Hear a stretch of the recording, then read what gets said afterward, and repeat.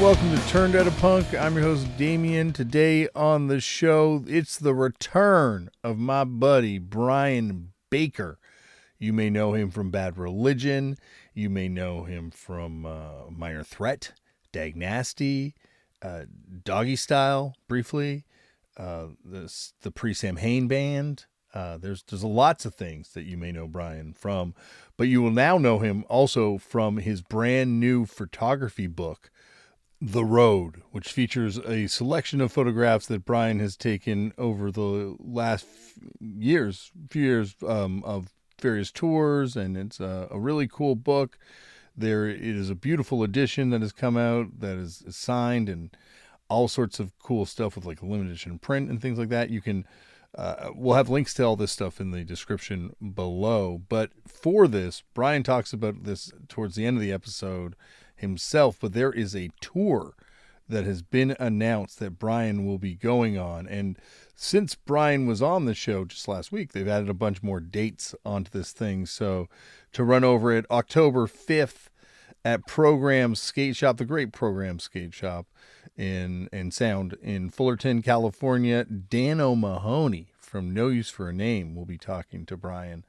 And that should be a fun conversation, of course. Then there's October 6th in Los Angeles at Book Soup. Brett Gurewitz will be talking to Brian about, the guy took his job in the band. So that'll be a fun conversation.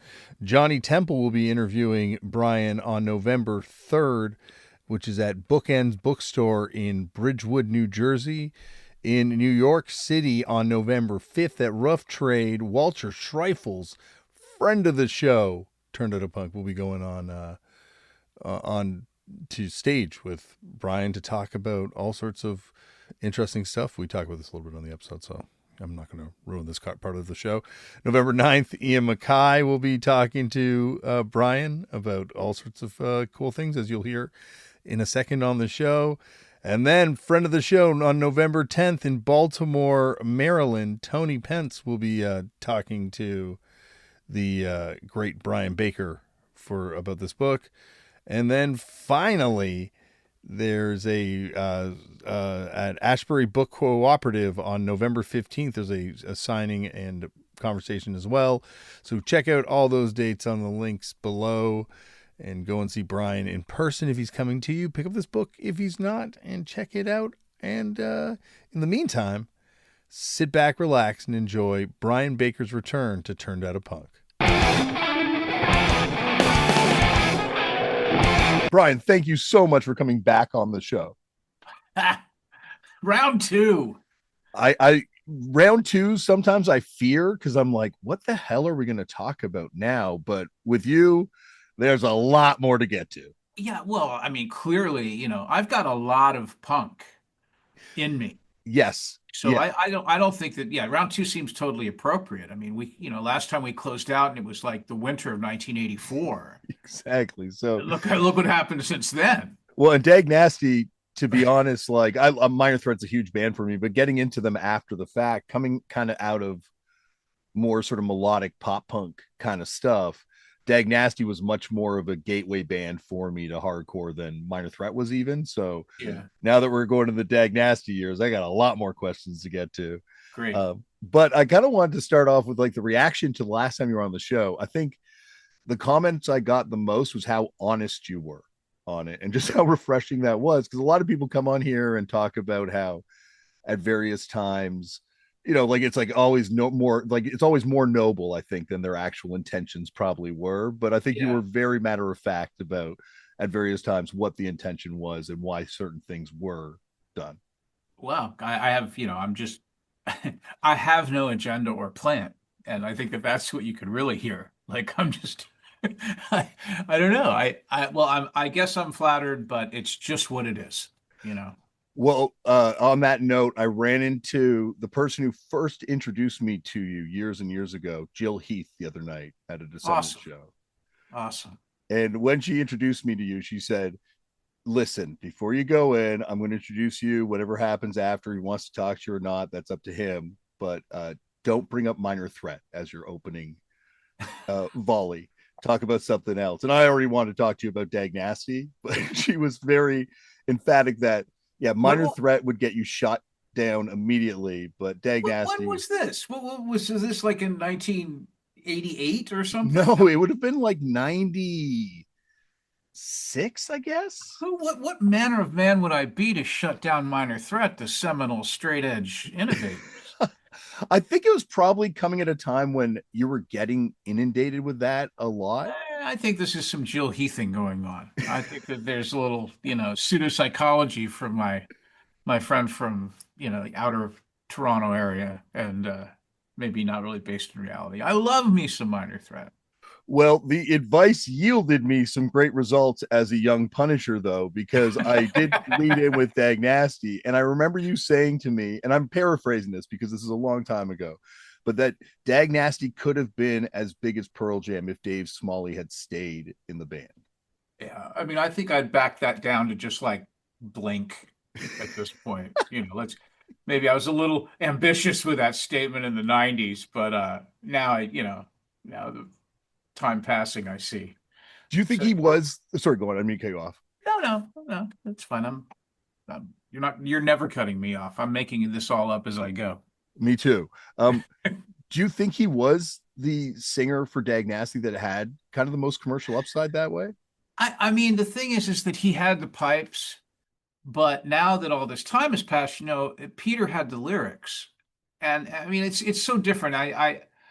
I think that initially when Dave kind of split right at the beginning when we were really going to build some momentum, I was pretty resentful. Of course, also because we were kids. And but now with the advantage of time and looking back, it's like the body of work that Peter did to me is so much more significant. And also I didn't really know what lyrics were in 1985. They were just a thing you needed to have so you could hear the guitar riff. I never thought I was not a lyric person, which is weird, but I mean, with my Beatles upbringing and all of this, but I just didn't really understand how big a component that is into touching people.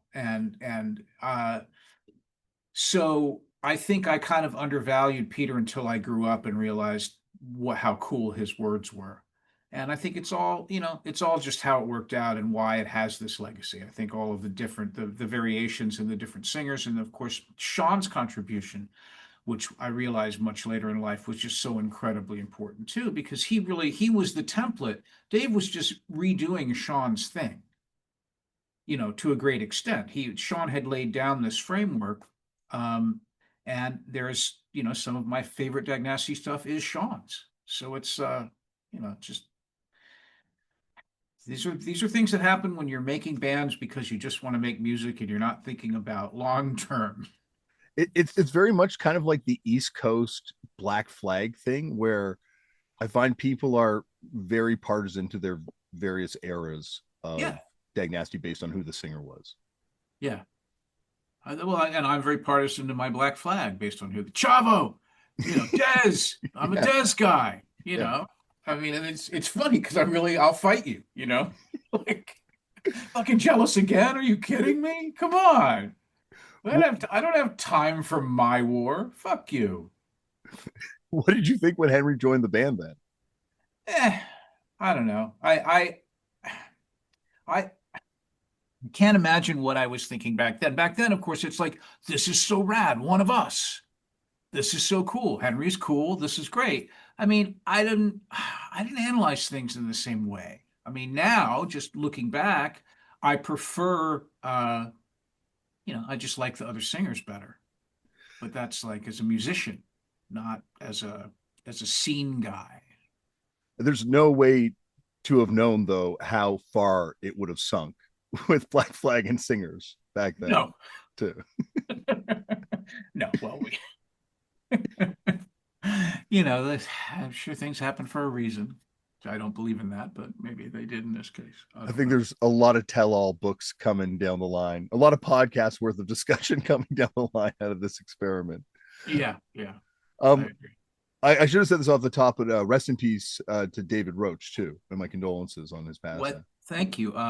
I was this weekend. I was at a memorial service for him in Texas, in Austin, in his hometown, and it was me and the surviving junkyarders and David's family and a lot of really interesting, awesome people that David grew up with. Uh, and we had a gathering at a like a this was so great. This was like the neighborhood hangout for bad kids. And it was, Austin in the 70s. It was this sort of hidden creek, sort of a it's hard to describe. It's not a dry creek bed because there was still water in it, but it was like a swimming hole, I would say. It was the old swimming hole, and it was still there and really still pretty isolated, even though it was in the middle of South Austin. And like we parked at the Mexican restaurant, walked across, walked down the hill, and then found this watering hole. But this was like, where people like, made little incendiary devices, shot each other with BB guns, and the rope swing and the everything that you can picture about your imagination of a, kind of a Texas watering hole secret hideaway. And it was just beautiful. It was great. And David will definitely be missed. He was one of the funniest guys I ever knew. And I was really glad I could go there and share that experience. So, That's awesome. yeah. And yeah, I feel like his band, the Strapatos, are a band that I know very little about, but I feel like they would have been a pretty amazing band, like based Yeah. on everyone, obviously Junkyard Connection, Hickoids Connection, and everything. Yeah, absolutely. Well, David was like, he was the town punk. I mean, he was the crazy person in his high school, and he was the magnet. And I went to a high school where there was town punks too. I know what it's like. I mean, the parallel is very much like early DC hardcore. That a lot of the people who were at this event were people who had been motivated and had been inspired by David. And David's like was one of the first people in their crew to be all in and to just do the haircut and do all of the work that a young punk must do to have a legitimate claim on this lifestyle. And he was doing it in a period, I mean, he was not much younger than I am. I mean, he was in there doing the good shit in the early 80s. So just more props to David. I'm always kind of fascinated by, I guess, in particular, Minor Threat's relationship with Austin, and Yeah. like the big boys and the influence the big boys would kind of have on everything in DC later on, even. Yeah, I think it's, that Austin had a punk scene and we found out about it. And we went and played and we were playing and there were the big boys were there. And so it's like one of the first, like it's how there's a 7 seconds thing with us too. It's these are the first people we found out in the wild who thought like us, Mm-hmm. who felt the same way about, Dez and Chavo. And so there's this lifelong bond. And Chris Gates was at this, obviously was at this event. And then we all went to Chris's house for dinner afterwards. And so I had it's a fresh, big, re-injection of big boy nostalgia and a great hang with Chris. Um, and yeah, I think it really was that. It was, scarcity of like-minded individuals, but in the case of Texas, of Austin, became lifelong friends. And as same with Tim Kerr, it's just bonds that were made so early on in our travels. It's interesting though, because like there's a lot of bands that talk about going to DC and kind of finding like an adversarial relationship with the audience early on because they didn't fit into more sort of traditional hardcore. Like Bob Mould talked about it on his episode with Husker Du, and I obviously the Misfits famously didn't go over too well in DC early on.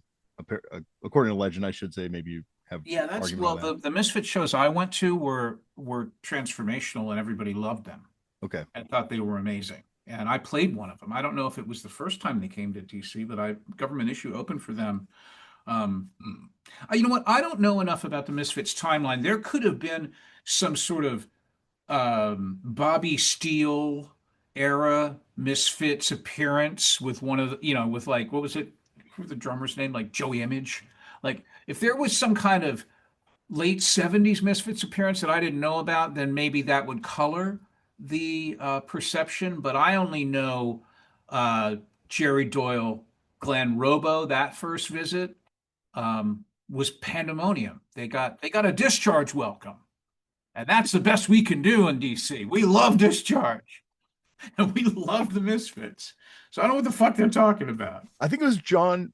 I think it was Brannon that talked about it. when he was on the show, and I think even talking just to Ian, just like about how it was the theatrics that didn't go over so well in DC. Maybe the guys drinking in the bar, but I was still punk and straight edge, and I was fucking jiving off the stage and yelling skulls. I was into it. Yeah, I get that. Like, because also you do the band with Danzig eventually, right? Yeah, So yeah, that makes sense. yeah. I think what was it though when the beef went down between the Bad Brains and the Big Boys? I guess you guys would have been kind of like in the middle of that a little bit. Yeah. Well, that was New York Bad Brains. Yeah. So, we had to err on the side of big boys. I mean, this wasn't the DC Bad Brains. I mean, it was, that is I don't know. I don't really need to relitigate the purported uh, events, but my take was that the Bad Brains weren't cool, and that's fucked up. And so Yeah. and so I'm gonna go with Biscuit and fucking Tim on their side of whatever, and add newfound jaw education and misinformation, and you can certainly see in the 21st century how you can get kind of wrapped up in a new ideology and maybe not vet it too carefully for some of the less the less appropriate parts. But I mean, I don't know. I wasn't there. It's interesting how much it kind of like hangs over both bands in a way. Like there's like sort of this like, Only to nerds like us. Only to oh deep, yes, deep, but deep nerds. I don't know. I kind of wonder if that's what kept the Bad Brains out of the Rock and Roll Hall of Fame. I don't know. You I know. don't know. Anyway, that is nerd shit. This is definitely some fantasy baseball rock and roll shit. And we got a It's lot more. definite nerd shit and deep speculation because I Yes. don't really know too. It's weird. Well, something that's definitely not speculation. You brought up the special relationship you had with 7 Seconds, and Yeah. uh, the guys from Dinosaur Jr. talk about how after Minor Threat, 7 Seconds even changes their sound between the first and the second 7 inch, and it's a lot more Minor Threat influence on that second 7 inch. And to them, not that they dislike the Minor Threat records, they love the Minor Threat records, but that to them that was the end of hardcore because and then everybody just tried to sound like Minor Threat after that point. Yeah, I don't know if that would be the end. I mean, trying to sound like Minor Threat sounds like hardcore to me. That's exactly like I think that's where it kind of becomes a lot more like everyone at for a long time It might be is less, you mean less experimental, that there's this model, this to, less, yeah, like exactly, like people are trying to, in their minds it becomes people trying to go a certain direction. There's a uniformity afterwards where people are trying to be like Minor Threat. well, don't forget hardcore ruined the Misfits too. That's what true. That's a All these bands and the Jed Kennedys, remember when they were great and then they put out that fucking like listen to too much Minor Threat? Now look what you got. Fucking In God We Trust. Oh, come on. In Fresh Fruit We Trust, my friends. That was the record. But hardcore ruined the Ramones too, right? Because yeah, fucking hardcore. Jesus Christ. it, Yeah, so thanks dude. it's the best I could do. Like we knew not what we were doing. I mean, look, I mean, we made up the word, okay? Hardcore is hard DC core, hardcore. I mean, Well, I will take historical argument with that because I would say that there's also DOA. As a Canadian, I got to rep for DOA in the well, hardcore. yeah, I guess hardcore 81, I'd have to look at a calendar. I'd have to speak to Joey and see if we could pinpoint the exact date. Because I remember the hard DC core flyer that came out, but I digress. I could get somebody on the phone, but who would listen? Yeah, but me, that would definitely be one person. This is what I will proudly share the crown with DOA in this and in many other things because I am such a huge fan.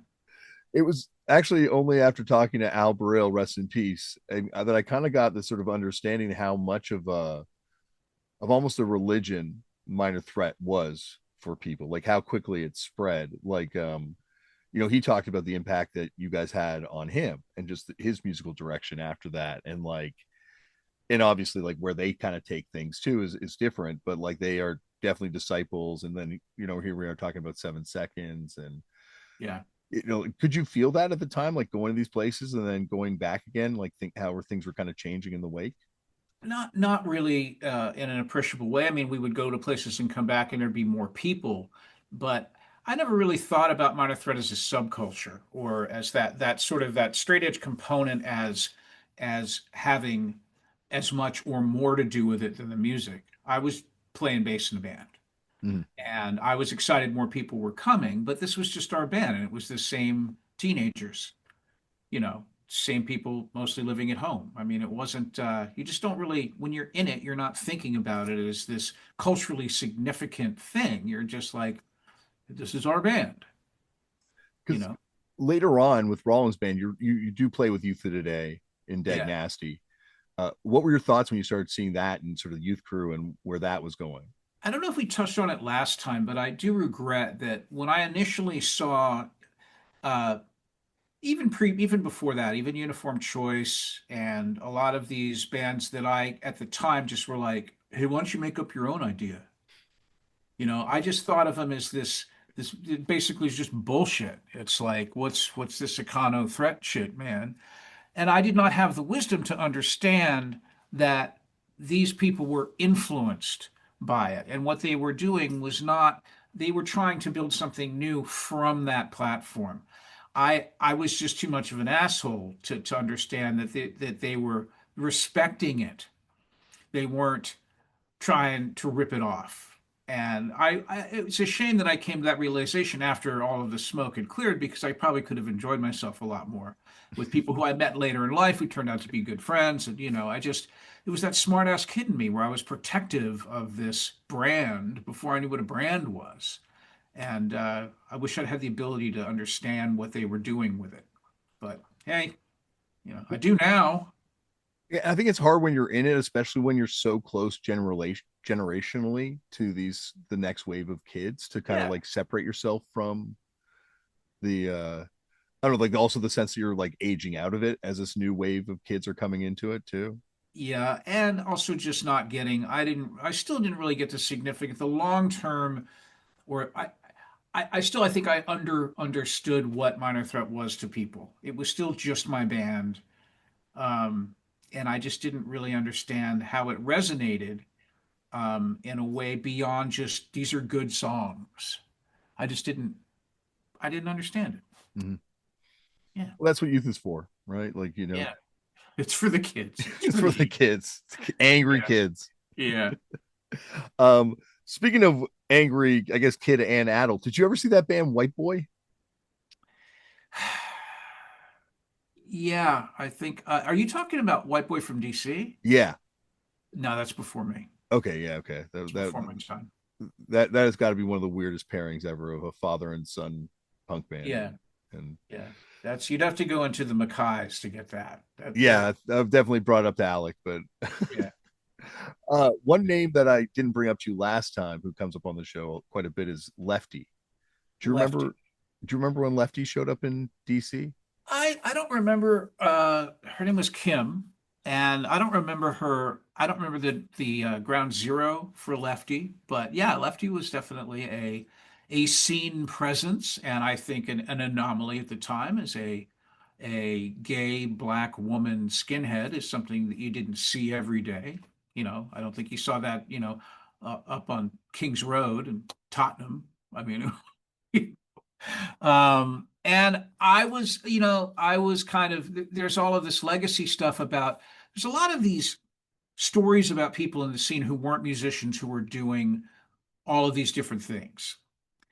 But I was kind of like stuck in with a musician. So even when I wasn't playing a show and we'd all go see the Faith, I'm hanging out near the guitars. I'm hanging out with the people who are playing much more so than what's going on somewhere else in the venue where there's this entire other subculture that isn't musician based. And these are people who are there who are getting all different things out of this experience and forming their own rule and belief systems and their own cliques. And I'm kind of separated from that. So my engagements with Lefty were always, brief and cordial. And it was like another punk at the show. Like I just was never involved in the politics of the concert goers in the same way. I don't think anyone's ever brought that up before, but you're right. There's completely different cultures, uh, like the on-stage, backstage culture, especially in touring band kind Yeah. of Well, world. there was no backstage. It was all just one big Yeah, room. that's true. Yes, exactly. Like I'm going to be hanging out with the guys who were in the band from Kansas that showed up. Yeah. That's gonna color my experience of going to Wilson Center to see a show. It's like it's all about the music people because that was my thing. Yeah. Yeah.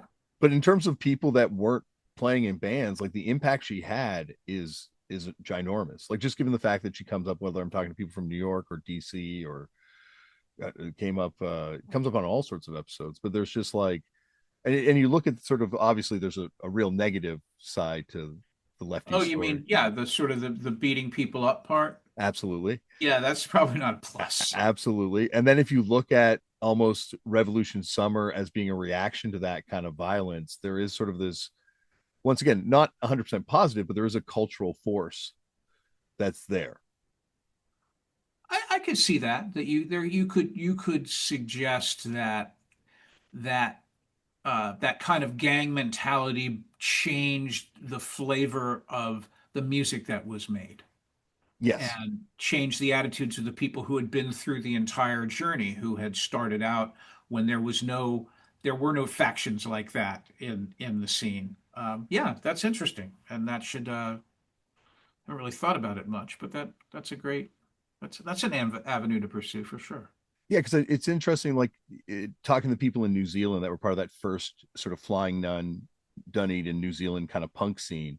Yeah, Their thing and the reason their music was so soft, it was almost a reaction to the tough guy greaser dudes that they were being bullied by that weren't part of the punk scene or anything, but right. they were like, well, we're just going to be softer. And like, they like this hard stuff. Well, let's just be sort of the counter to that. Like, why would you want to be hard when you can be the Yeah, opposite to that? And like, not to say that Revolution Summer was soft music, but it certainly isn't it's going for the certainly same. comparatively, it certainly is, especially when you think about. I mean, Rites of Spring specifically. I mean, that's not hardcore music at all. And I don't know. That's an interesting thing to think about. Have you thought about doing a book? I've toyed with it. Yeah, I've definitely toyed with it. I find that the history of punk is so linear and fascinating, and I'm always like, why don't people?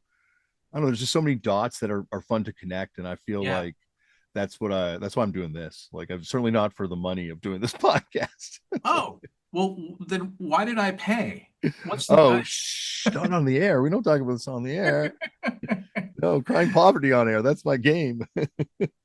um, one thing I also wanted to bring up was the '86 Descendants tour, which Yes. is definitely a key tour, I think, historically, but also to me, it's like a meeting of two melodic worlds. And I was wondering how you guys got along on that tour and what that tour was like.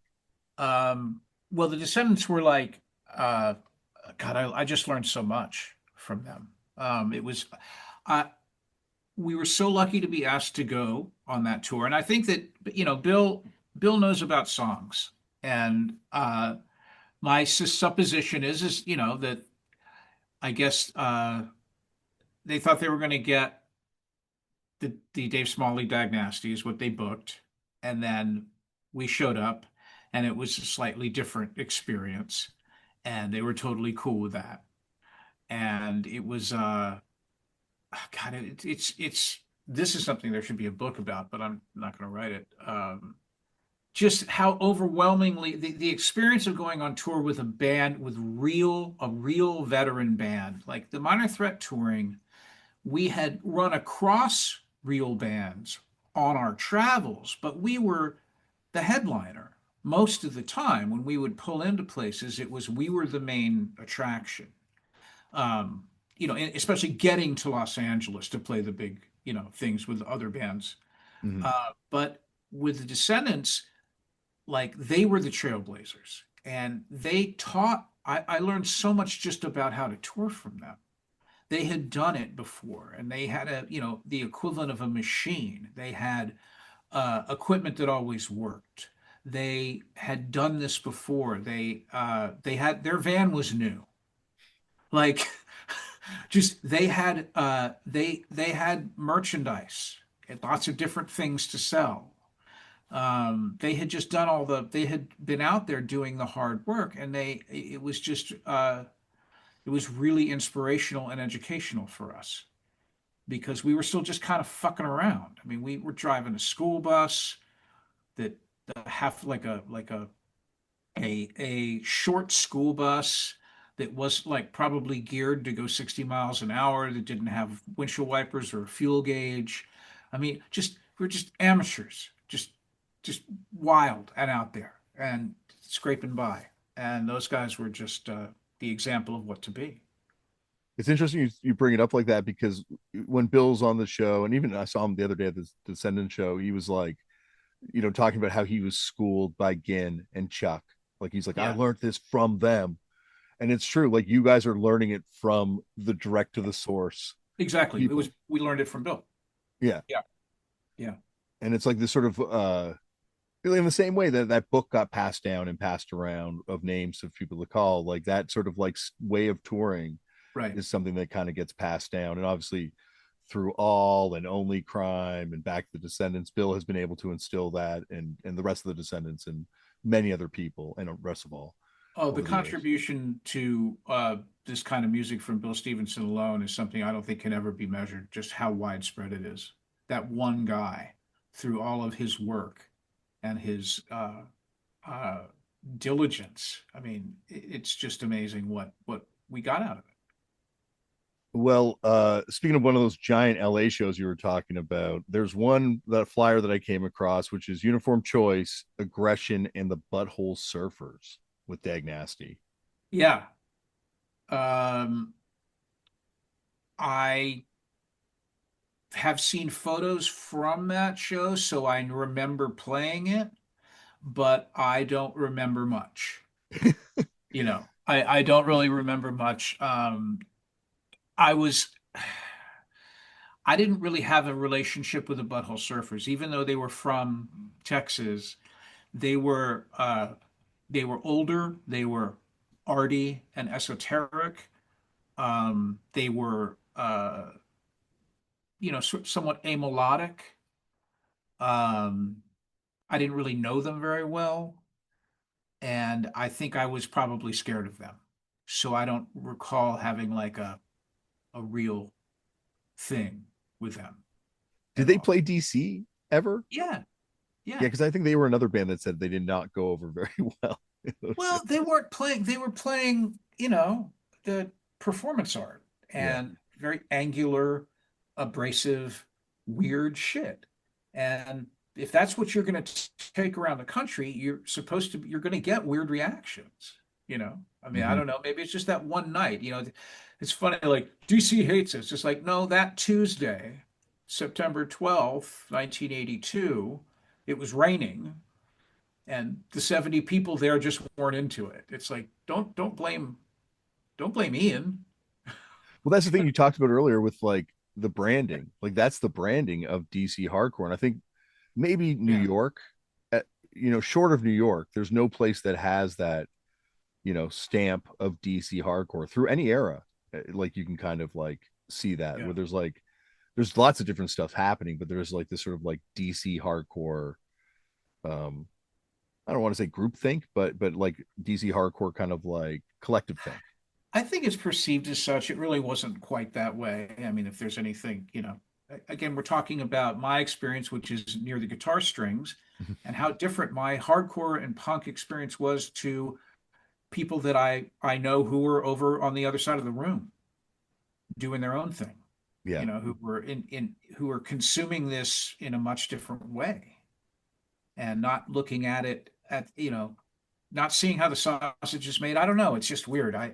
My experience as a musician has ruined everything as far as experience, like how to experience music in a pure and interesting way. I know too much, and I'm always thinking about like, is that is that a squeak in the kick pedal? No, just listen to Pet Sounds, you Yeah. asshole. Like 100%. I like it ruined going to concerts for me. Like no matter what I'm at the concert, like there's always like a nervous, like I'm at work kind of like yeah. tingle in the back of my in the back of my head. Oh God, dude, I went to see Oasis and I spent a lot of time being upset. Like, but but they put front of house isn't centered to the stage, and the FOH guy must be freaking out, or maybe he doesn't care and he's just flying by instrument. And if he's doing that, then that's fucked up because I was like, look, I couldn't. I'm just staring at the layout at MetLife Stadium, going like, why would they put that there? You Yeah, can't put, you know. I feel you on that. I Shut up definitely. and enjoy Wonderwall, old man. Jesus. They were great, by the way. It's so weird to watch this moment of transcendence for them because like I like always liked them fine, Yeah. but to watch them become this sort of like generational band seemingly out of nowhere has been weird. Yeah. I don't know. The absence does make the heart grow fonder. And everyone loves a good dust up between brothers that lasts for decades. And also they're the last of the rock stars. Real proper rock stars. High on drugs, rich as fuck. People still bought pieces of plastic. I mean, just like obscenely rich, Rolls Royce in the swimming pool. They're English, Yeah. everything. They're just, it's a perfect storm of rock star. I had Peter from Peter, Bjorn, and John on the other day, and he talked about how they were the thing that killed British indie because it Hmm. just like, in the same way Minor Threat might have killed hardcore. Thank you. they they did the same Yeah, thing to British indie yeah, where like after they came, everyone in British indie was not trying to be Oasis, but was reacting to Oasis in some way. yeah, yeah. That's a good point. That's a good point. I don't know. I was a latecomer to Oasis too. I'm so fucking dumb. I was in my attic and I was looking through trying to clean stuff up, and I've kept a lot of posters from Bad Religion tours that I thought were cool. And I'm looking, and it's like I played like four festivals with Oasis from like '96 to 2000. I didn't even go. Like I'm in, Denmark and I'm in catering with, and I'm like, oh no, Oasis are starting up. And I'm like, I'm just gonna sit here and, have another beer with my new friend Lawrence, who's, I like I just didn't understand, Well, the opportunities that I missed. but that's like when you're in a band and you're like at work and it's like it's so hard to take it in. Like I totally get that where you're like, I got to focus on keeping my head together. I can't really enjoy something right now. Yeah, I just wish I mean, I could do an entire podcast just with these posters of, and then I didn't see Bjork, and then I didn't see Coldplay, and then here's where I didn't see Paul McCartney, and then here's where, I mean, it's just endless the amount of time I'm like not participating in these enormous, powerful, these are defining cultural events for people in these different countries that have shaped the way they live their lives, and I'm just, you know, fucking playing Tetris on my bus, or it's just so dumb. I Yeah, but save Anyway, for save for Bjork, none of them were in punk bands, so you're safe on this podcast. Don't well, worry, no judgment. grown up Brian goes and looks at bands now. 60-year-old Brian does not hang out in catering. He goes. So I'm doing the best I can. My late career self is sucking it all in. Well, one show you definitely saw because I was watching the video of you guys playing the show and it was fucking awesome. Was at the Gilman. You played with the Nigs, which is Michael Frente's band, No Use Yeah, for a Name, and Soul Side, which yeah, what a lineup. yeah. That's crazy. Yeah. And you guys were killer at that show too. It sounds amazing, the video. I think I've seen video of that too. I have like super long hair and a sleeveless shirt. Yeah, and you're like it's almost like a see-through mesh shirt kind of thing. You're ripped to It's shit. Yeah, it was. I don't remember what it was. It wasn't mesh. Okay, but the video quality is very bad on the Yeah, but YouTube no, I've video. seen that show. Yeah, that's nuts. Um, but yeah, that's like '87. Yeah, 87. On that, that's the thing about Dag Nasty is you guys toured at a really interesting point in this kind of music because I guess the oasis for American indie music would have been Nirvana and like how everything changes kind of post Nirvana coming. But that Right. period between Minor Threat and Nirvana, as everyone's kind of like going all weird places, is, to me, oh, like that bill reflects that completely. Yeah. Yeah, true. True. I wish I could remember more from that event, Damian, but it's, you know, I get it. yeah. Was there like a negative reaction from people wanting like different eras of Dag Nasty? Like, was that perceptible to you playing these shows? Well, when we played the shows, the we were playing songs from everything. So we didn't, the shows were always pretty copacetic. I mean, a lot of, but Field Day was a very polarizing record, um, which it was not intended to be. I mean, like almost everything else for the first half of my career, it was just like, hey man, I'm really into Robert Cray. I got a song sounds like Robert Cray. Bitchin'. Like you weren't, there was no agenda, or you weren't trying to like, elicit some sort of sea change in the Dag Nasty songbook. It's just this is the shit we came up with. And we went and recorded it really cheap somewhere, and it turns out in retrospect it doesn't sound good. But who cared? You didn't it just didn't matter in the same way.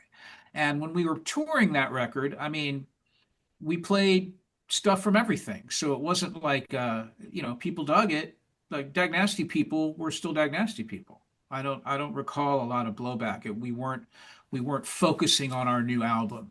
Mm-hmm. It was just another record in what we believed to be, there would be more, and things just the records were just a reflection of what you were doing, what you were listening to, and what you were interested in at the time. You weren't making records for posterity, or you weren't, at least in my career, I wasn't trying to make records that would have lasting impact or that were thematically significant.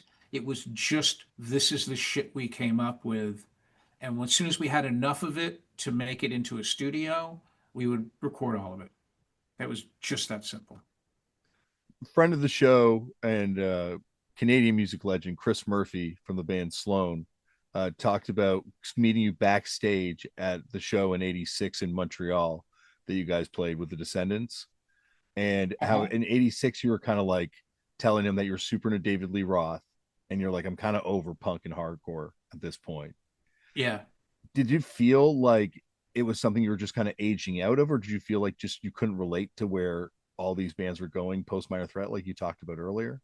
Probably. I mean, if I said that, it's because David Lee Roth was awesome, It's for true. starters. Yeah, it's very, and, very true.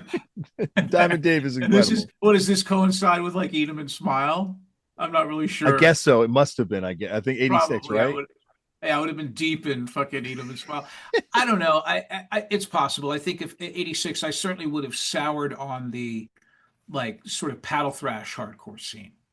Definitely, because I would have done my time, and by 86, I'm out. That's 86 is like right around Wig Out at Danko's, and that's when I am in. That's when Doug Carrion was in the band, and he had turned me on to the Smiths and REM and a lot of indie music that I was just simply not aware of. Like I was kind of a punk rock kid with a side of AC/DC. Like I liked AC/DC and ZZ Top and Van Halen the whole time during Minor Threat and all of this. It was not, and it wasn't like a dirty secret. It was like we listened to Back in Black and on the way to go see Scream and the Bad Brains. It was just part of the soundtrack of my life. But I didn't really, I was a little late to the party on understanding on just a lot of uh, indie stuff. And I think that's what was really kind of flavoring me at that time. So I could see being dismissive of hardcore in 86. Sure. And plus, I was a smartass. So, It's interesting you mentioned though ACDC, Van Halen, and ZZ Top because to me, like through doing this podcast, I've come to realize that geographically those bands were proto punk bands in their respective home scenes. AC/DC 100%. The Definitely. Sharpies, the fucking, yeah. It's funny. I Yeah. went to this. Have you ever been to Vicious Sloth? in Melbourne, Australia, the record store. I may have, but It's I can't remember specifically. incredible. The guy who runs it is like the expert on Sharpies to end all experts on Sharpies and stuff. But Yeah, he showed me a flyer for an ACDC tour in 76, I think. yeah. And the flyers all like Sex Pistol colors, It's colored balls. like, and then it says 100% punk rock ACDC on Yeah. the poster. So there was that connection. They played that CBGB show infamously, and the Dogs played with them in LA one time too. So they had punk connections. Yeah, and if I don't remember if it's apocryphal or not, but I have this niggling this it sticks in my head that when AC/DC were on tour opening for Kiss, that they were billed as a punk rock band from Australia. Like, I don't know if this is from someone who was at the show and it was announced as that, or if that was just in the language at in the promotional literature. But it was called a punk rock band. And if the AC/DC was opening for Kiss, that's 78, 79. I mean, we'd have to, do math and find out exactly what I'm talking about. But it might have been I recall that being like, what's punk rock? Yeah, Like and even not if you knowing what that was. sorry, and even if you talk to people from Texas about ZZ Top, like ZZ Top to them was like that was their Stooges or that was their Yeah, definitely. Definitely. And they looked weird. ZZ Top, they weren't pretty boys. It was still incredibly well, obviously you can just listen to early ZZ Top. It's insane how raw and cool it is. how did the relationship with Selfless Records come about for the box Absolutely set? no idea. Okay. All right. That was Colin. That Colin did that entire deal. The only thing I know about Selfless Records is I have a beaten up box set of some singles that I think say Selfless on them. It's a really cool label. They did like all sorts of like reissue stuff, but then a lot of interesting records from the time. I'm just these labels. I'm very interested by how they connect things. But so getting into the book, Brian, I wanted to ask you some questions about pictures in the book, kind of out of context. So leave it to people when they get the book to kind of figure out what these questions were lining up to picture wise. But these are questions that were inspired by images from the book. Last time you were on the show, you talked about being the second best damned record collector in DC. Yes, I was number two. Rollins being number one, I heard you say on another podcast. Yes. What is it about the Damned that makes them the best of those first crop of British punk bands? Because that's how I feel. Well, I mean, I don't. It's hard to figure it out. I mean, there's songs, obviously. I think there's songs, there's guitar playing, there is theater, there's a vampire, there's a guy with a beret, the striped sweater. Um, because I went punk in 1980, I'm kind of walking not into Neat Neat Neat, but I'm walking into Machine Gun Etiquette. And just the artwork of that record and the complexity of it. Also, if you're a Beatles fan, and I'm a baby Beatles fan, and you're hearing, I mean, Machine Gun Etiquette is like a Sergeant Pepper of punk. I mean, just background sounds and the Black Album too. You combine those two, and you're getting into that sort of late Beatles era. It just, I don't know. I think that it was also amazingly, how on earth did they do that? It was sophisticated but raw at the same time. Um, Great lyrics. It just was a bigger serving than Shem 69 or The Exploited or other, a number of, I mean, even the Ruts were they had more dimension because of the reggae component, but still compared to the Damned were just this enormous smorgasbord of influences and styles. And then also I didn't know where they were getting it from because I'd never heard of T-Rex and I had never heard of I hadn't been influenced in the same way that those guys were. So it was the distillation of a lot of stuff. There's a lot of Stooges in the Damned, but I didn't really get into the Stooges. It was before me.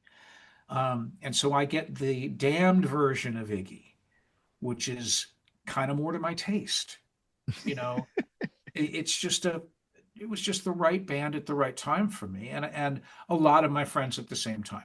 I think we just had there's just this Damned mania that spread through my 15 and 16-year-old friends in 1980. It's interesting with that band too, because I would put their catalog up against just about anyone in music for like longevity. Certainly out of that first crop of bands, right? Like Yeah. they were putting out relevant records well past the Clash being around, and they certainly, I think, to me, like the breadth of what they put out is fantastic. And also they had deeper connections, I think, to like punk going forward than a lot of those than the Sex Pistols or the Clash did, where Rat Scabies was involved in a lot of bands, or you hear Rat Scabies names brought up a lot, or Yeah. Captain Sensible obviously being involved with Crass or the Dolly Mixtures or whatever. Well, yeah, but you can't, I mean, it's really not a fair comparison in the sense that the Clash and Pistols, not only do they, they were so much bigger than the Damned, but then they both had these sort of abrupt endings. And then the people who are remaining from those bands are just I, I don't know. I don't know how to phrase it. It's not like that, by the time the Sex Pistols break up and then Steve Jones moves on to his life of being a fucking rock star, like he's Steve Jones from the Sex Pistols. He is a seminal foundational guitarist. And you don't expect him to be doing demos with the guy from Splodge Nessabounds. And you don't expect to find him, well, he was in the Toy Dolls for a while, and then it's fucking Steve Jones. Well, he's the one I would say did, because he came to America and did the Avengers and the Crowd. Like how much work he actually did in the studio Yeah, but remains to be seen. that's just a little fucking sprinkle of time. I mean, he was Steve Jones Fire and Gasoline and Steve Jones Checkered past. he's a bigger character. Yeah. And I don't know, it's just a little different than the Damned. It's like the Damned, if I mean the Damned movie uh is it's the Damned movie should be called We Almost Made It.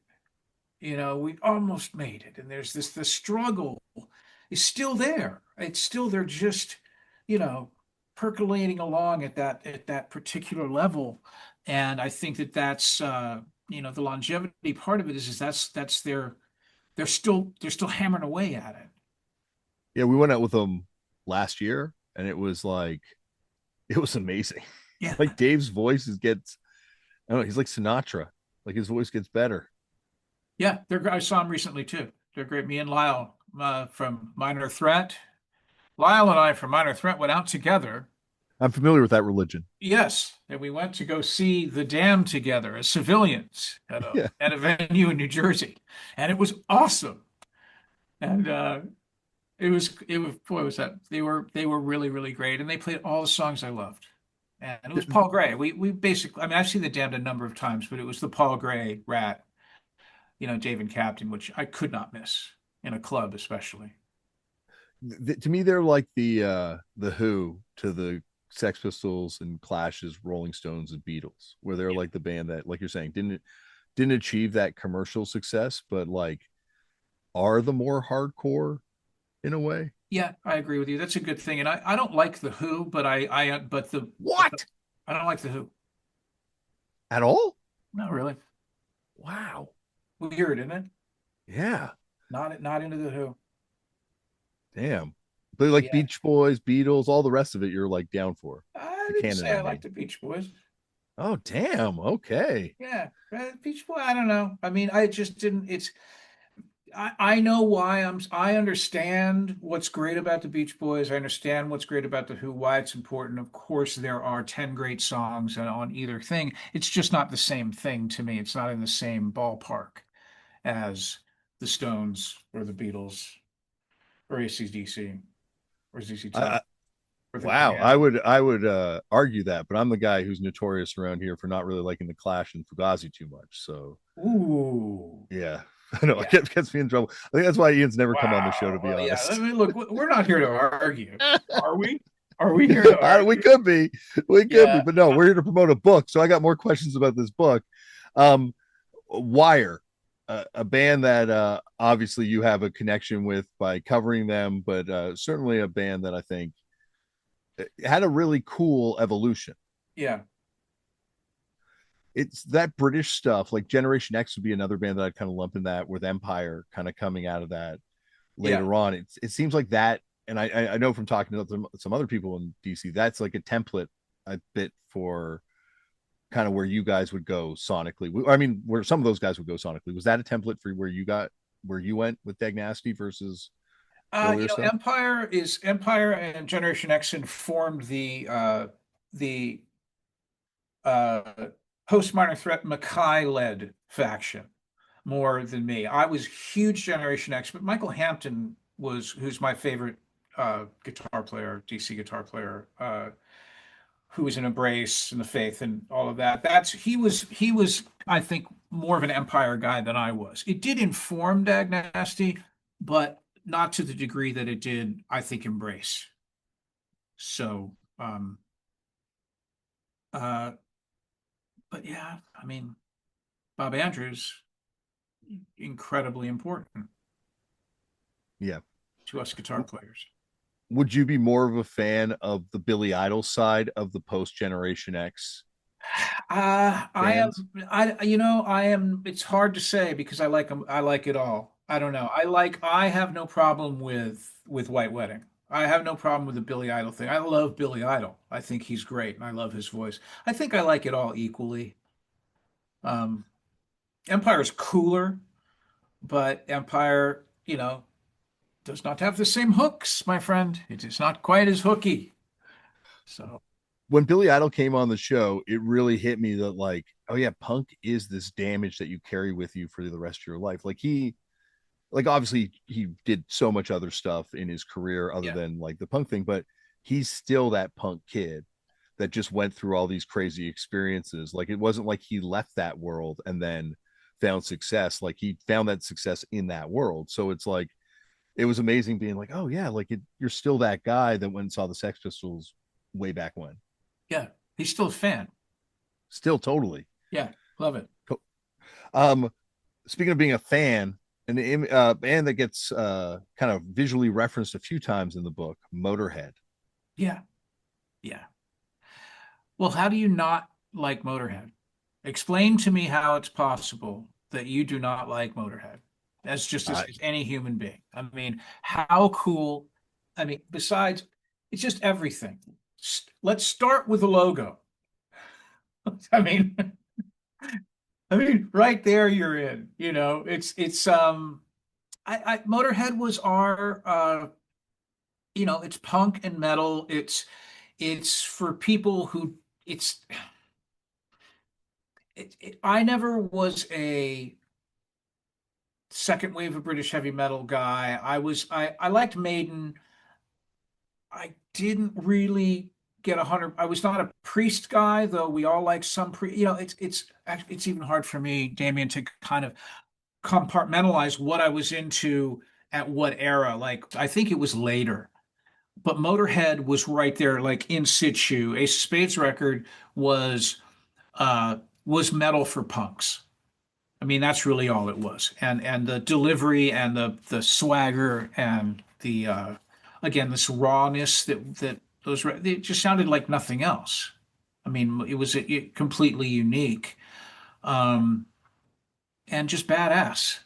I mean, how did it seems like everyone had a Motorhead pass. Like, I'm a hardcore punk. I also enjoy Motorhead yeah. because you're allowed to. It's written down somewhere. You, Well, Lemmy even said in interviews that he thought of himself more as being part of punk than of metal. yeah, I guess I, I certainly can see that. They're on Chiswick early on, right? Like Yeah, they're kind of like, I guess, playing with a lot of those bands. Certainly Hawkwind was an influence on a lot of those bands Yeah, before and those there's two that, were. that Motorhead Damn Bund with the Hmm. Doomed, and those guys all hung out and knew each other. That Absolutely. makes sense. And Motorhead were kind of like, what, definitely out of the mainstream British heavy metal. They were not, they weren't playing with Saxon, or if they were, I don't think they hung out in the same pub. Yeah, You know? exactly. Yeah. Yeah, Lemmy felt like someone who would have been more comfortable just in any situation. Like I don't think he really subscribed to uniforms. Like that's just how he dressed. Yeah, yeah. Um, so when the 90s, sort of mid 90s punk explosion kind of happens, um, did you see that coming? Like when you look at a band like The Offspring, to me, they've never had the same sort of like on paper, same sort of like Nirvana, Green Day sort of sell factor, I guess. Like it seems like that's like out of nowhere a little bit. I don't know. I didn't see anything. I didn't see anything coming Yeah, at yeah. all. That I can assure you. I found out just like everybody else. And I know, it's funny because much like I was on Geffen, I was in Junkyard and I had a pre-release of Nevermind. And I remember putting that cassette in my car and instantly knowing that my life was going to change, and probably in my case financially in a very bad way. Like I realized like that was instantly, that this this sort of like southern flavored fucking kind of metally sort of rock and roll gig was coming to a rapid end.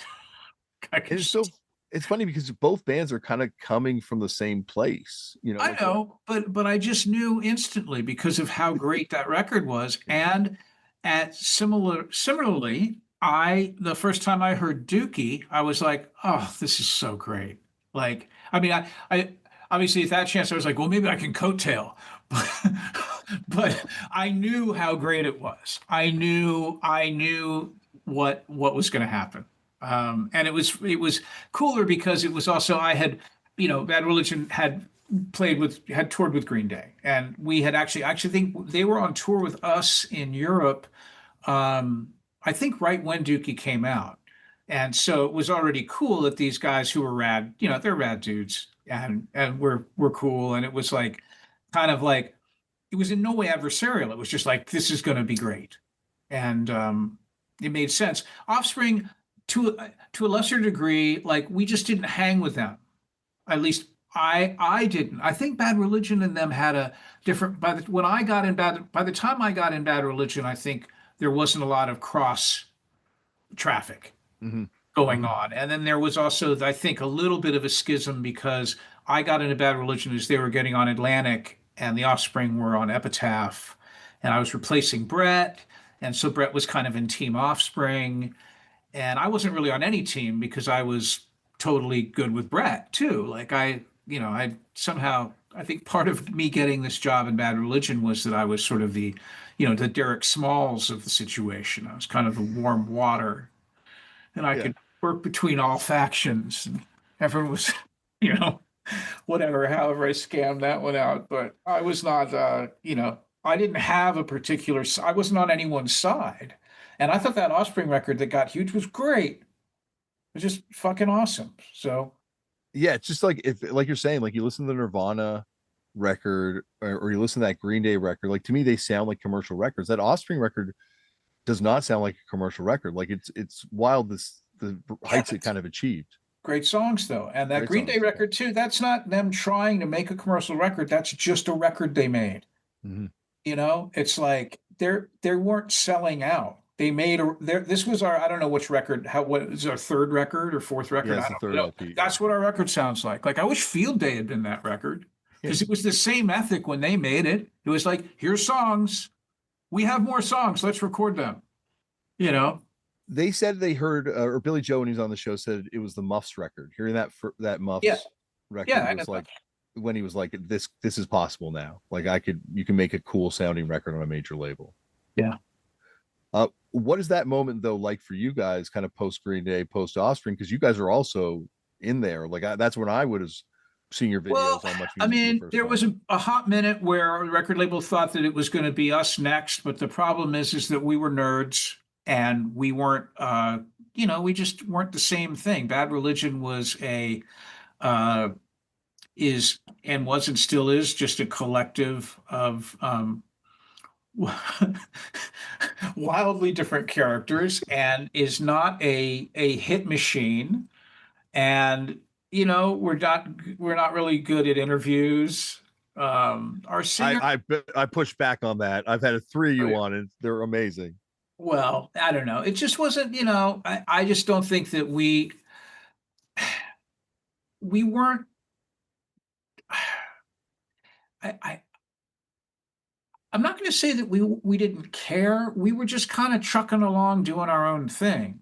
And we were evolution isn't as sexy as as self-esteem, I guess. It was Anyway, it's been a great run. I'm so happy to be here. It's fine. it's because Greg didn't have the Bo Derek hair. Yeah, and also that Greg didn't give a shit about any of this. Yeah, that's true. Greg is a college professor Yeah. and an author, and he is playing music is one of the things that he likes to do for fun. I mean, still to this day, this is something that he enjoys doing amongst the other things he does. So it's not, it's just not lined up for that kind of thing.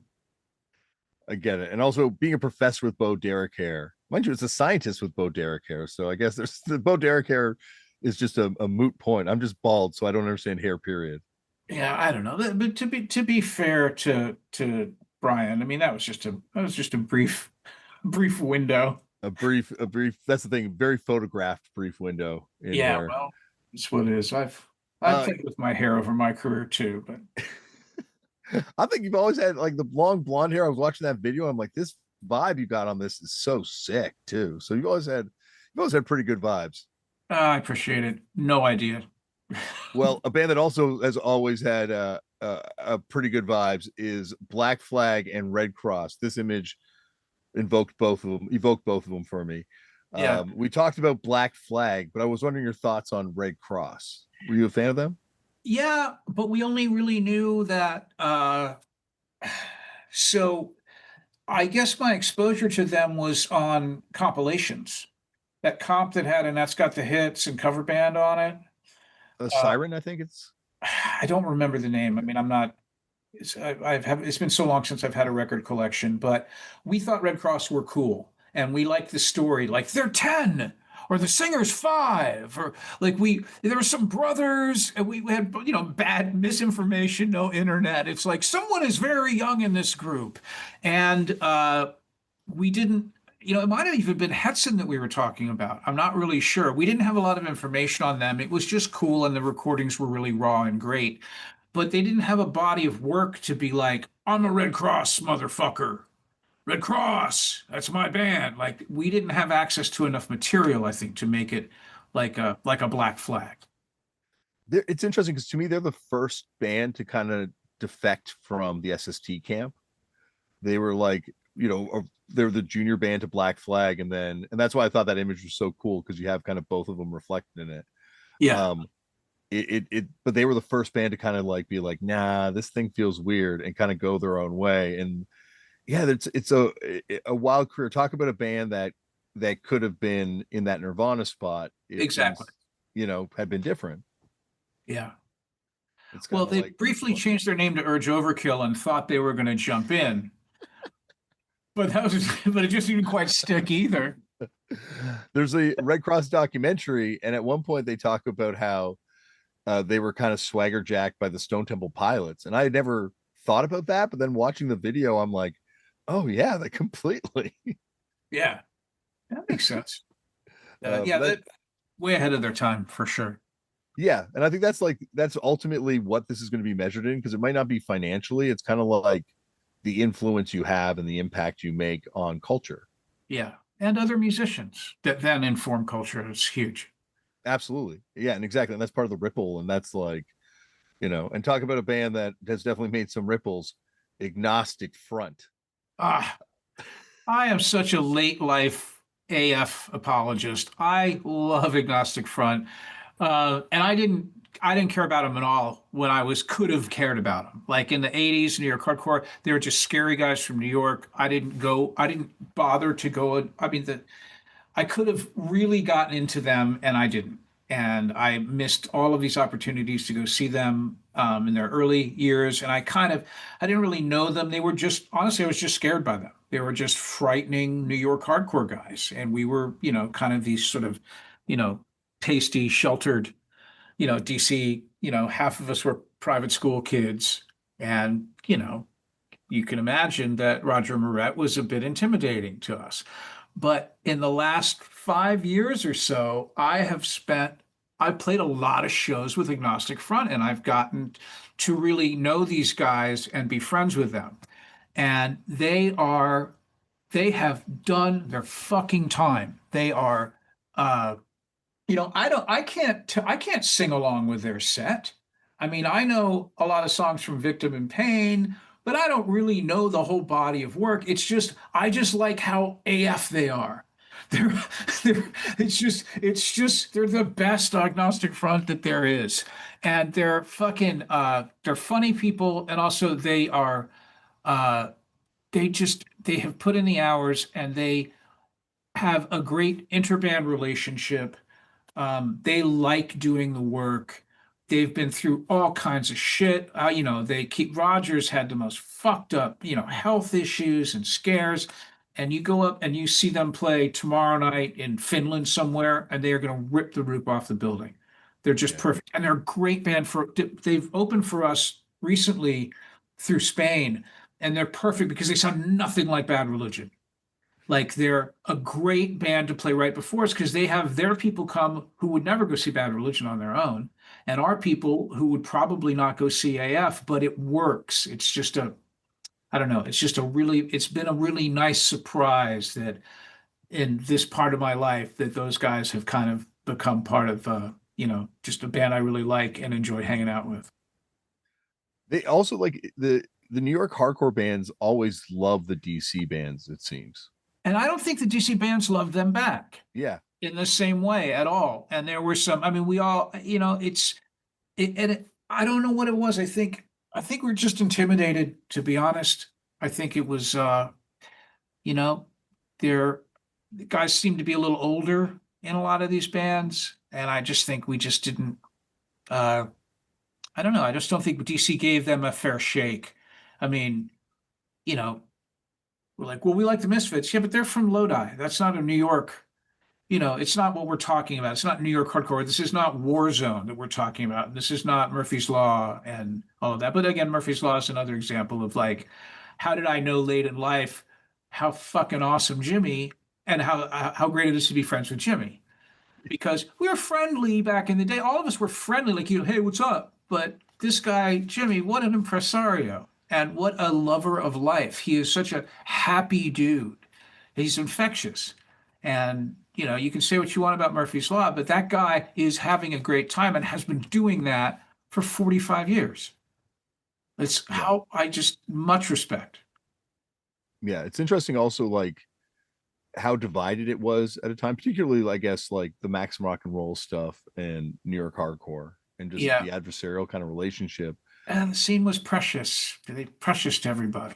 And now Yeah, and it's, I think and I've said it to Roger, like I feel like if you stripped all the politics away from it and like got down to the core of it, like Ian MacKay, Tim Yohannan, and Roger back then were like people trying to build a community for yep. kids where they could express themselves and be themselves and provide for themselves even in some cases. So I feel like all three ideologically are kind of on the same page. It's just there's a lot of other edifice kind of around them. Yeah, a lot of noise got in the mix, and maybe Hannon might have delivered a little more of that noise than than Ian and Roger, but also Tim wasn't a musician, Just a and noisemaker.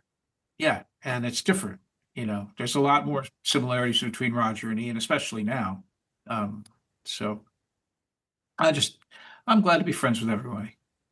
Well, I want to ask you about later nerds and kind of accepting the role as the bit of the heel in DC hardcore. Certainly in that movie, you kind of like have some really funny lines and things like that in the and so I feel like, you're, and even on the last episode, you kind of like joked around about like kind of being a little more on. Well, I don't know. You didn't say this, but I'm putting words in your mouth. But being more honest about the drive for success in music Yeah. than some other people maybe are at times. Yeah, So well, I mean, much like the last episode, on this episode, I can say that at that time, yeah, I wanted to like play guitar for a living. And I wanted to, yes, I was interested in being a successful musician. I thought that sounded like a fine way to earn a living. And I'm here to say it's been great. I I wouldn't do anything else. I'm finally honing in on it now. It's finally, I think I can make a go of it. And are you Coke versus Pepsi? uh, am I Coke versus Are, Pepsi? are you Coke versus Pepsi, or are you Pepsi? Oh, I'm not. I'm Coke, All right. Well, that's a but I fair don't drink answer. soda anymore because I'm old. Yeah, I can't really drink it anymore either. So Yeah, but no Coke, 100%. Why would you even asking me this? well, I'm kind of team Pepsi on this one. So Oh, really? I was sitting on an upside down Pepsi box on the cover of Salad Days on purpose. is it upside down as a sign of disrespect? Yes, yes, I'm disrespecting Pepsi. Oh That's my! how deep it goes. I have a Coca-Cola tattoo. You know I this. know the Coca-Cola tattoo, but then I thought about the Pepsi box, and that's why I was like, but it's upside down as a sign of With Pepsi. disrespect. Oh, the levels that I'm now unraveling That's with why this you talk to situation. old guys like me. You get Oh something my new. god. Oh, that is definitely Yes. the semiotics of that cover. I got to go back and study it again. Uh, uh, Zach Blair, one of my favorite human beings We on the love face of him. this earth. Yes, we love Zach Blair. Did you play with Hagfish in Bad Religion? No, Oh, no, I've okay. only played with Rise Against with Zach. Only Crime never played with Bad Religion either, in his era, I guess. It- I don't know. It's possible in the 90s, maybe, but I Hmm. don't recall, I What's don't the best Discord record other than Minor embrace Threat stuff? Pardon me? the Embrace Embrace. record. Yeah, 100%. It's the best Discord record, including Minor Threat. Damn. Okay. Yeah, I did not expect that one. That's a interesting place to go. yeah. Uh, uh, uh, Punk stuff winding up in museums, and not necessarily even just the punk museum, just like the fact that these items that came from you and your time are now in Artifacts. glass cases. Yeah, are artifacts. Yeah. Uh, no problems. Great. That's cool. Better there than someone's drawer. It's fine. And if you know a lot of old punks, which I'm sure you do since you are one, and you go to where they live, you go to their houses, you know what it is? It's a museum. And they have all that shit on their walls everywhere. Way too much shit. Frame flyers, this jacket, all of this stuff. That's how we punks do it. This is what my house is like. It's just like, it's so fucked up because like I have so much of this stuff and I can't, there's certain artifacts and just things like this is a piece of wall from Gallery East that I've kept. This is where Al Baril kicked the window out and I have the window frame. Like shit like that, that you can't just put up in your house anymore because we're grown-ups. And like, you just you can't live in like scraps of paper and black flag set lists. So I have my garage. My entire garage is everything that is too cool to throw away that I can't have in the regular house anymore because it's like disgusting or just too esoteric or dumb. And that's my new plan. And that's going to be like, the Winchester Mystery House. Like after I die, my wife's going to charge you $5 and you can go in the garage and see all of this installation of fucked up punk scraps. And that's what the punk museum is. They just got higher quality scraps. Well, and Henry's opening one in Nashville. Yeah. Yeah. It's Power so, to them. so you're gonna have the New Jersey one. Well, yeah, but again, mine's going to be posthumous, so I won't be there to really curate it or explain what it is. But I would think mine is more of a roadside attraction, really, than a museum. Well, you got one pre-sale ticket right here, buddy. I'm Not that I'm glad. looking forward to your demise or anything, but I mean, like, I do want to see the stuff. Yeah, yeah. But it's a bunch of cool stuff, and it's just, yeah. I'm flattered as a punk that people care about this stuff, but a lot of it's cool. It's good, and I'm glad that it's, documented in a way. Um, you know, I mean, the Ragtime Museum just doesn't have enough shit in it, so it's a piano. Well, Great. Scott uh, Joplin socks. Who cares? an an artifact that I've never had a chance to purchase, but it's always been on my want list. But something that is hotly debated on this show, Into the Unknown. Uh, Jay was quite dismissive of the record, and Greg was quite offended that he was so dismissive of this record when I brought it up to him. What are your thoughts on I Into think the it's Unknown? great. I love the record. I think Kind of it's awesome. great. It's awesome. It's just, it's so, it's, it's their field day. We're really into Yes and Emerson, Lake and Palmer. Okay, here's some songs. I mean, there's just no pretension. It's like the most pretentious record that's not pretentious. It's just what the Brett and Greg were really into prog rock.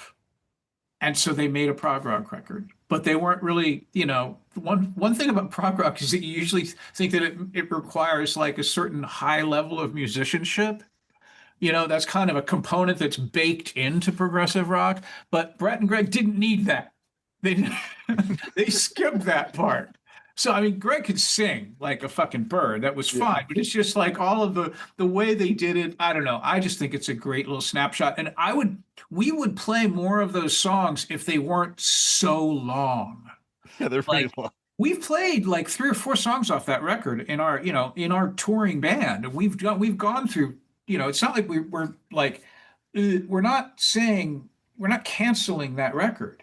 It's just that it just when you've got a career like Bad Religion's, it's like I think it's probably going to be better for the people who paid $50 to see us. They probably want to hear like a few tunes off No Control and Against the Grain, Yeah. and maybe not like whatever the Chasing the Wild Goose off of Into the Unknown. I mean, I don't think it's really fair. Yeah.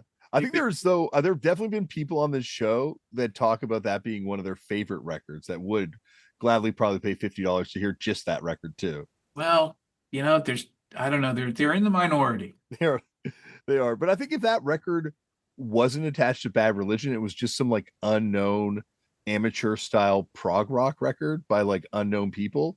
It would It be cooler. it'd be so cool. People would be It would be freaking out. It'd be really the darling of Discogs. yes, exactly. Well, the thing is if the band was called Into the Unknown and the record was called Bad Religion, Damn, that's a good one. pulled one of those, Phew, the old switcheroo. that's a good move. Well, I got to ask you about this as a final question. Did you meet Jude Law and Mike Tyson? No, You didn't. no, I did not. And the reason I did not is when you go, I believe that was from there's a photograph you're referring to in my new book, The Road, which is photographs that I took while I was on the road. Um, and it is a storyboard, and I think it's a Jimmy Kimmel show we're on, and it shows that Bad Religion is the musical act, and Jude Law and Mike Tyson and somebody else. They shoot the band early in the day. I think we were there at like 9:30 in the morning. And so when we were there, the other people on the show weren't there. I think that they came for later. They shoot the audience portion later in the day. Oh, was this during COVID or something, or is this just how they No, do it on it was Kimmel? just how they did it at the time. I mean, but I've been on Letterman where it's different. Yeah, Like and also Jon Stewart, it was different. Just this particular way they did, I believe it was a Kimmel. I don't know if it it said it. doesn't say. Well, at least I couldn't see on the It photo could have what been show it was. Fallon or Kimmel. I get the Jimmys confused. But anyway, Okay. yeah. So that no, we didn't get a chance to meet him. Well, anytime you want to come on here and talk about people you met, people you didn't meet, you are always welcome, Brian. Well, you know what I wanted to do before we ducked Yeah. out is that I'm curious, Damian, about your feelings for the Tragically Hip. Oh, that is a complicated subject for. I know for someone who turned out a punk, but Yeah. I have just had the privilege of watching all 4 episodes of a recent Tragically Hip documentary, which was kind of my entree into the band. I mean, I always thought of them as either, first I thought, oh, you mean Guided by Voices? And then I realized, then I heard a little of it. It's like, oh no, no, they're like Midnight Oil, but Canadian, right? I just didn't really have any. I didn't check them out hard, and then I watched this documentary, um, and it was really moving. And it occurred to me how the Canadian identity of this band is so strong. And I was actually thinking it'd be fun, to talk to a punk Canadian of like, what impact did that have on you? I mean, what's your relationship to the hip? Yeah, you're right. They're like, I think Midnight Oil is a very apt comparison because I think Midnight Oil is a band that like until you really investigate Midnight Oil, you don't understand like, oh shit, they're like this, like there's so much more than this one single. Yeah, They had this like career going back forever. And I feel like the same way with the hip. I was I like that record that kind of broke through. Like Locked in the Trunk of the Car was like a single when I was getting into music that I would see on TV. I loved it. But then I got into punk, and all my friends kind of got into punk around the post sort of Green Day, Nirvana right. explosion, that window. And then one by one, they fell off and just got into the hip. And so to me, it was like, oh, this thing that's sucking all my friends out of this thing that I like, and that we're Yeah, all. And so I kept getting further and further into punk and just further and further away from whatever mainstream Canadian music at that time it was. yeah, And to me, that was the hip, right? Like they were the embodiment of all of that. yeah. And then it was like, I would say I actively hated them actually for a long time. And then, That's what I was expecting. yeah, I was that would make sense. but Yeah, I didn't realize like the sort of like the punk stuff that I would kind of find out later on. Like, so then I started working at a video store when I was in my early 20s, and Gord Downey, the lead singer, would come and rent videos. yeah. And I remember, and my coworker one time, he was like talking to us about what we're listening to because I think my coworker was actually playing Guided by Voices weirdly, and he was like, "Oh yeah, like what else you guys into?" And he's like, "Oh, I like all sorts of stuff, like nothing like you guys make, but all sorts of stuff." And I just like he no sold it completely, and I'm like, "Oh wow," he like just no sold it. Like what a cool response to something like that. And then fast forward another 5 years after that, Mike from Fucked Up, my band, played me a Tragically Hip song that was like I'd never heard it before, and it was sort of a later one. It was Yeah. super awesome. And then I was backstage at a City and Color show, and Gord did some songs with Dallas from City and Color, and he came up to me, and we had a new. I guess my kid was 2 at that point. He was like playing with my kid, and my kid dropped his pacifier at one point. He went and washed it and brought it back. He was just like a Yeah. super nice guy. And then I guess it was a year later, Dallas wrote me and said, "Can I give your email to Gord from the Hip? He wants to write you." And then we got in this like really Wow. Wow. intense friendship. He actually sang on a Fucked Up record too. That's so great. See, I didn't know that. I had no idea about this. And now that I'm on this kind of this journey of with Gord Downey and all of this, and I mean, I don't know. This is such a neat thing to discover. And I'm like, this is like Canadian folk music. And then I'm drawing some parallels lyrically with like sort of the Bad Religion thing. And it's just a lot cooler. Like I listen to Fully Completely and I'm like, it's a little jammy for me. Like it's not ticking boxes for me as a guitar player, but the thing that is the hip is really interesting to me. And I mean, we obviously this podcast isn't about that, but if you'd like to come back and join me on my podcast, No, I like I love Brian my. invents the tragically, Brian tells you about the tragically hip. Um, We should do a podcast legitimately where it's just you and me talking to different Canadian people about the Tragically Hip I love and the it. relationship to it because it is like a very complicated thing, like you brought up. And then later on, um, I actually around the same time I kind of met Gord, I realized that how tight they were with that band, the Sadies, who Yeah, have deep, deep punk connections. Like all those guys were punk rockers, yeah, and that was the thing. Like Gord, when he sang on the Fucked Up record, I've still never talked to his management. I've never talked to the record label. I just called Gord and said, "Hey, I wrote a part. Would you like to come sing it?" And he came in the studio, and I'm like, "What do I do now? Like, who do I talk to?" He's like, "Don't worry about it. It's all sorted." yeah. And It's cool. It's yeah, great. And I in a perfect cap to all of this is that I'm all right. Well, I gotta have some hit merch, right? Like, so I'm like, oh, this fucking toque is crazy. It's great. It says the hip on it. It's fine. Add to cart, whatever. It's like, we do not ship to the US because of tariffs. And I'm like, Gord, yes. Fuck yeah, you don't ship to the US because of tariffs. Good for you, hey? Fucking Yeah. A, right. And so, of course, I can't get my hip hat. I'm not going to go Etsy and bootleg around. I'm just going to wait and let it, let some sanity be established between trading partners. And then I'm going to pay my full whack for authorized hip stuff from the hip store. And it was a good hat. Welcome back again, Brian, to the show. Thank you very much. Thank you. I love it here, obviously. Well, when the opportunity through our mutual friend Christina presented itself to talk to you again, I'm like, oh my God, I get to punish Brian Baker again about punk? Yes, Yes, definitely. yes. Bring him back on the show immediately. I can take it. Flagellate. Go for it. Well, I guess I want to talk to you a little bit about this book. Like, how did it all kind of come together? Well, it's weird that the book thing is, I don't know, it kind of reminds me a little bit of early hardcore because I'm not like a photographer.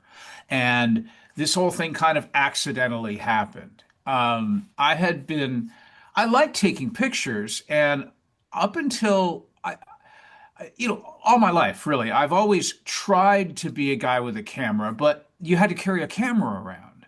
So I had all the, I remember when I joined Bad Religion, Greg Graffin bought me a really nice camera as a gift. And it was I don't remember what it was. Let's just call it a Pentax, like a really nice mid-range film camera.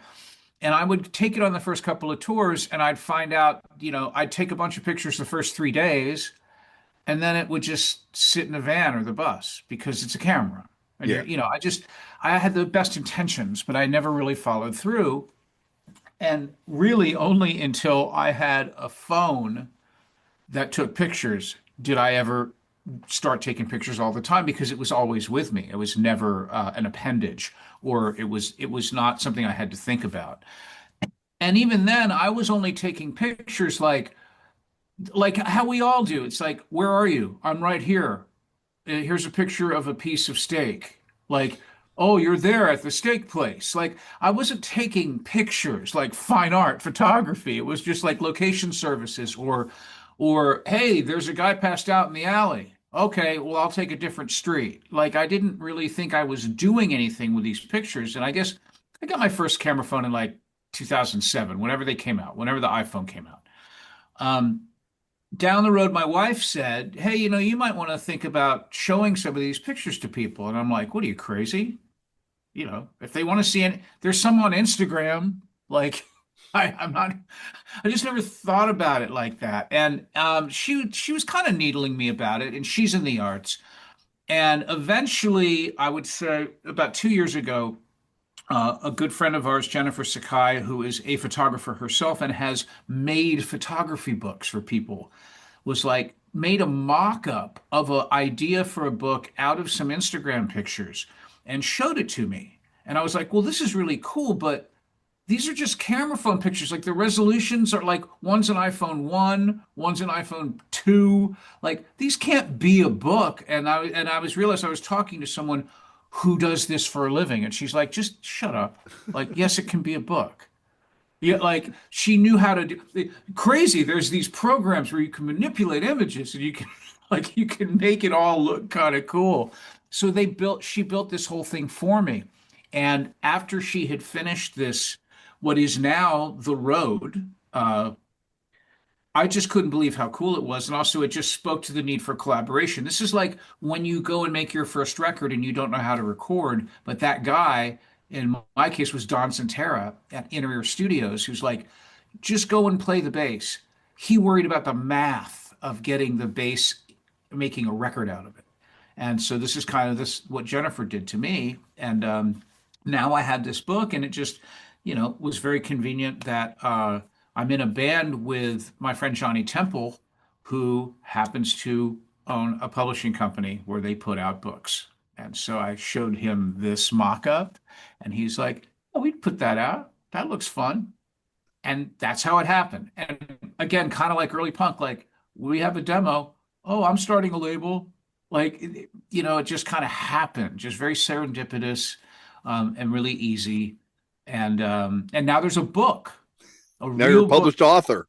You hold in your hand. I'm a pub. Graffin is so stoked. He's like, "There's two published authors in the band." I'm like, "I didn't write anything. Like, this is a picture.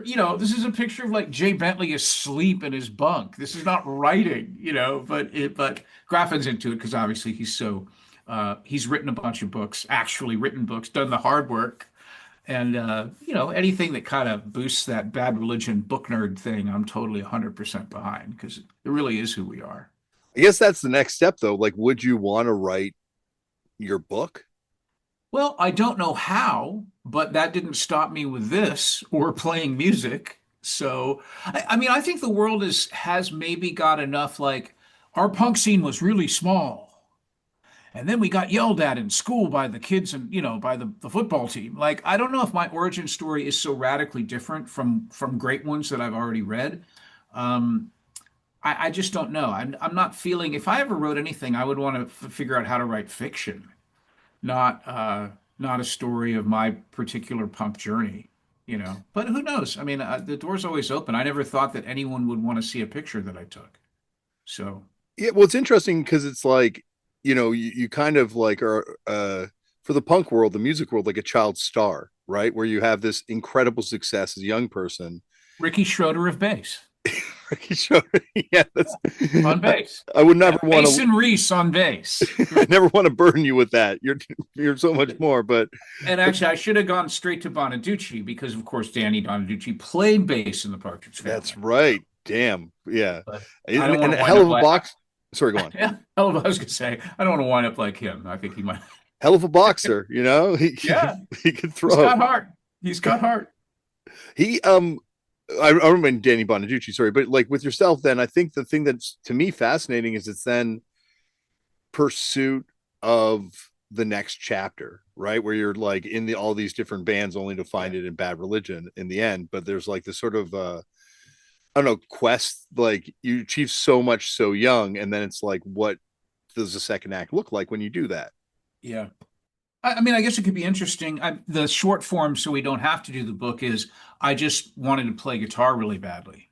And so I just kept doing it and loitering around, like just, continuing. I mean, I don't see it as like a spectacular journey as much as just like never going away. But whatever. I mean, this is, who knows? I'll ghostwrite it with you. Okay, done. Yeah, we'll work on this Go, thing you know, together. go, Damian, ghostwriting means you do it, I know that's going to be the hard part. I'm a lead singer, so I have no ability to do anything. but you can write lyrics.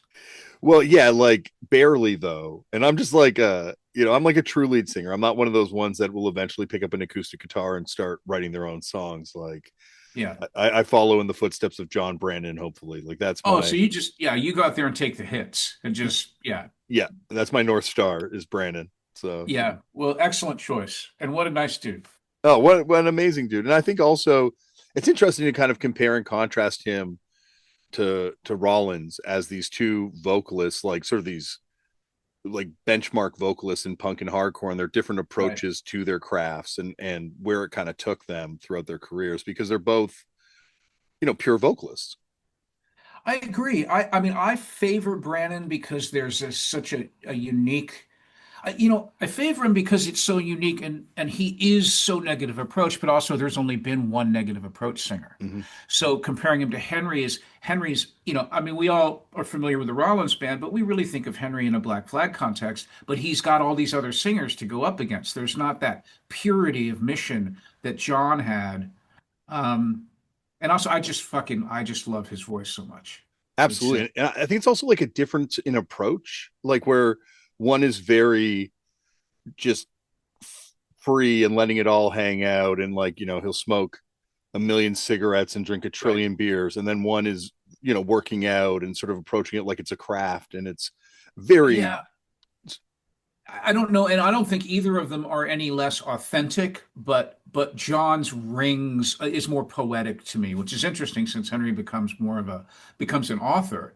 But John's thing has just got more Bukowski and more Detroit and just a certain, you know, inescapable resonance of fuck you, punk, just time served. There's a thing about John that's just so real, and it's also what his music is about. It's like he's of it in a way, Yeah, because which is great. as a vocalist, would much prefer to be in Henry's camp where, I'm able to do movies and things like that and kind of take it to the next stage. But like Yeah, by the same coin, like Brannon's washing dishes in a restaurant, and like you're saying, there's like not that one's more authentic and less authentic, but there's with Brandon, exactly. he's in there the whole time, just kind of like doing it.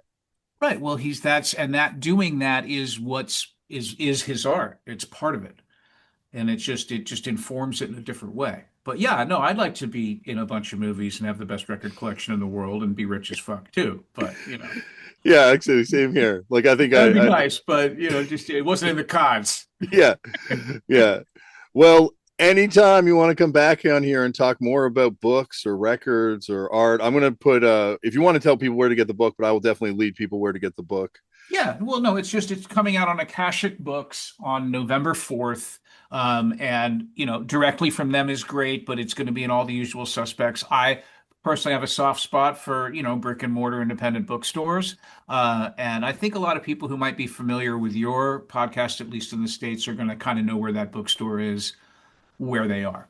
I Because feel it's just so. it makes a difference, I think. And I am going to be doing visiting some bookstores. I wouldn't call it a book tour because it's really like that would mean I was going to go places farther away than my house. Like like I'm going to bookstores that are in driving distance of my house without having to stay at a hotel, and a couple where I happen to be just conveniently playing a Bad Religion show already. So Smart. uh, and I'll be posting a list, and Akashic will have a list of these dates, but it's actually kind of interesting. I'm going to do, I should really allow me to pull this up just because I think Totally. this is the kind of thing that I'm supposed to be doing here. Uh,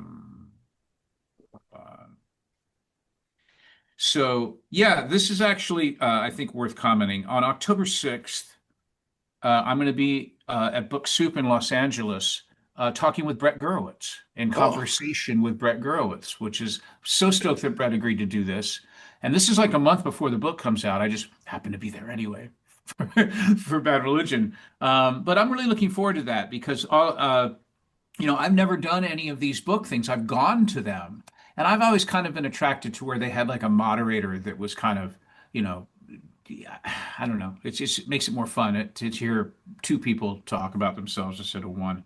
And to that end, I'm also going to be November 5th at Rough Trade in New York with Walter Schreipels. oh, very cool. Yeah, I was stoked that Walter wanted to do it too.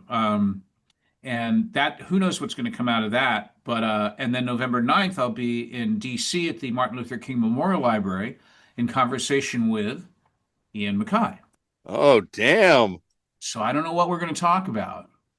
I mean, after we cover the reunion tour that we're all, oh wait, did I blow it? Exactly. Coachella Yeah. next year. Did I blow it? Oh well, sorry. But I guess those, not to say that the other ones I'm doing aren't highlights, but I think just of interest that, I'm really stoked that both Ian and Brett wanted to talk, and that's nice because it's they're definitely more interesting than I am. So it's going to be a nice package for anybody around. All three of them hold appeal to me for completely different reasons. Like, obviously, you've got the Bad Religion relationship, which is certainly fascinating to kind of get into. And I think the book also serves as a bit of like kind of like in the same way my photos when I'm going back through my photos over the years of my own tours serve as like a weird tour journal. So it'll be interesting to see his Yeah. reflections on the different images over the Yeah. years. And that's really what it is because since it's only pictures I took, it's not like big crowds at, Pink Pop Festival. Like, Yeah. because I'm not the kind of asshole who brings his phone on stage. Like, hey, people, give it up. Like, I'm supposed to be playing guitar, not fucking, ego boosting. You're not doing it for the Uh, gram. yeah. So I mean, there's like two selfies in it because Jennifer, who built the book, was like, you got it. These are great. And I'm like, all right, whatever. I don't know how to make books. But in general, it's just stuff that's not like rock related. It's just weird shit. And that's really what touring is it's like, yeah, you're on stage for an hour, but what's the other 23 hours for? Like, what are you doing? Yep, exactly. Yeah. Trying Yep. trying to stay sane. Trying to stay sane. If you drink, try not to get too fucked up. If Yeah, you don't don't try drink, not to party try not too to. hard. Yeah, exactly. I feel like Yeah. I feel like especially now it's like you look at I don't know, it's like kind of one of those things where as you get older, especially you're like, I don't know if this is like necessarily the healthiest lifestyle if I am trying to party right up until we play. Yeah. And that's my I don't know, I mainly smoke cannabis though. That's my pre-show ritual. Yeah, but that's not really the same kind of debilitating. I mean, No, no. even me as a fucking AA guy, I'm like, you get a weed pass. I mean, come on. Yeah, California sober they call it, right? Yeah, it's fine. Like, whatever. My wife's high right now. I don't care. It doesn't matter. Walter I think will be fascinating because I think the relationship as being someone who grew up listening to you. I think New York and DC, especially that generation of Yeah. I guess of New York people have such an interesting relationship to the DC stuff.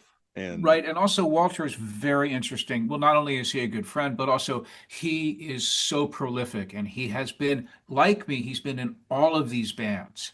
And he still is, I just watching him play is still electrifying to me. And I think he's engaged in performance much more so than Ian and Brett, who are kind of, I mean, behind the scenes now. mm-hmm, mm-hmm. They're really more about getting records out and on that level, building community that way. But Walter is still in the fucking, in the shit like me, and that's going to be a fun thing to talk about. And a bass to guitar trajectory too with Walter as Yep. well. Yeah. And then of course you and Ian are going to break that news about the Coachella opening slot on It's stage. going to be an opening slot. Are you kidding? I mean, like, sorry, Headline. headlining slot. Opening slot. Who am I kidding? Headlining What are slot. you? What, have you no Millions. idea of how great it will be to see men in their mid 60s churn through some rapid fire hardcore I with feel like lyrics that are completely irrelevant to people of that age group? It's going to be awesome. you guys are the last ones left that haven't done it that could possibly do it. Yeah, but also the ones that will never do it. And that's why I love you, Brian. Anytime you Yes. want to come on and talk about photography, music, you got to come on here. If that invitation is extended, I will always answer it. I love talking to you, and I appreciate you making the time for the book amendment. It's nice.